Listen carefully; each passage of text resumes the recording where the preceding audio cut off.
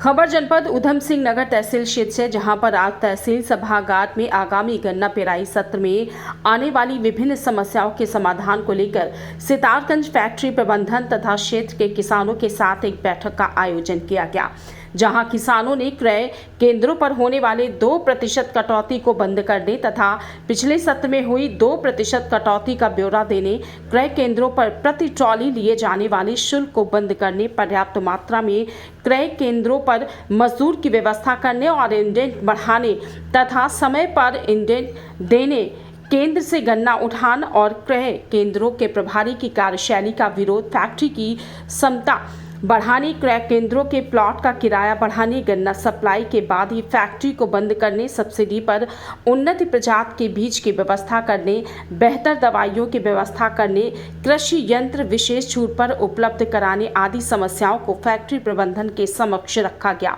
DCO सहायक गन्ना आयुक्त आशीष नेगी ने बताया कि पिछले सत्र में किसानों के साथ जो समस्याएं हुई थी तथा किसानों के माध्यम से जानकारी मिली कि किसानों की समस्याओं के समाधान के संबंध में किसानों से भी सुझाव लिया गया है। साथ ही साथ उन्होंने आश्वासन दिया है कि पिछले सत्र में जो समस्याएं आई हैं, आगामी क्षेत्र में किसानों को उन समस्याओं का सामना नहीं करना पड़ेगा।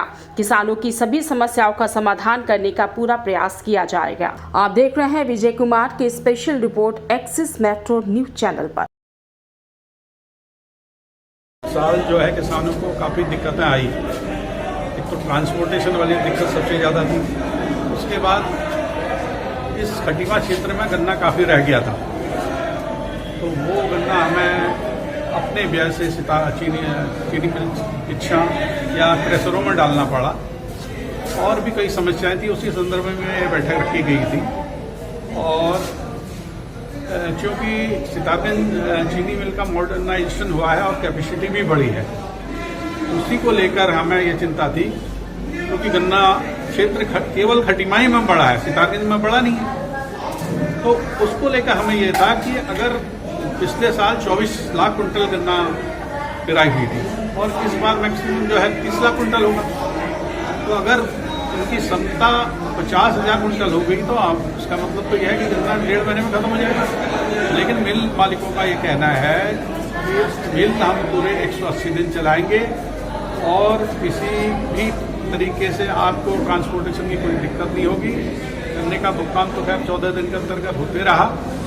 और भी कई मुद्दों पर चर्चा हुई और किसान संतुष्ट हैं।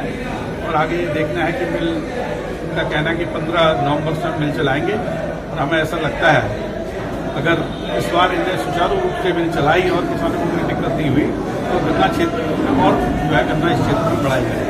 लास्ट ईयर हमारी मीटिंग है, इसका उद्देश्य यही था कि हम चीनी मिल शुरू होने से पहले किसानों के साथ बैठ करके उनकी समस्याओं को एक बार सुन लें और जितना जल्दी हो सके उसका समाधान करें। विगत वर्ष में जो हमारी समस्याएं आई थी, उन समस्याओं को जो है हमने सुना है।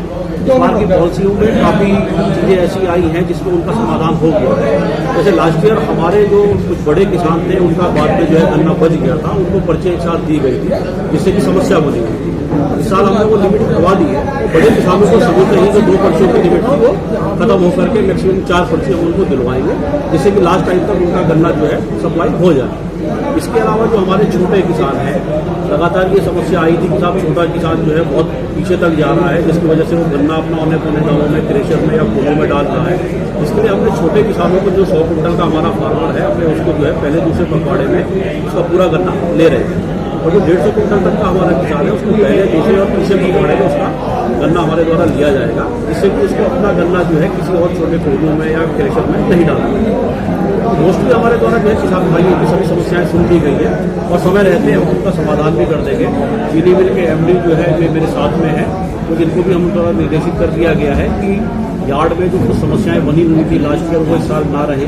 हमारे किसान भाइयों के बैठने के लिए वहाँ पर प्रॉपर पानी की व्यवस्था हो, रहने के लिए, सोने के लिए, इस तरह की व्यवस्थाएं वहाँ पर कराने के लिए आदेश दिया गया।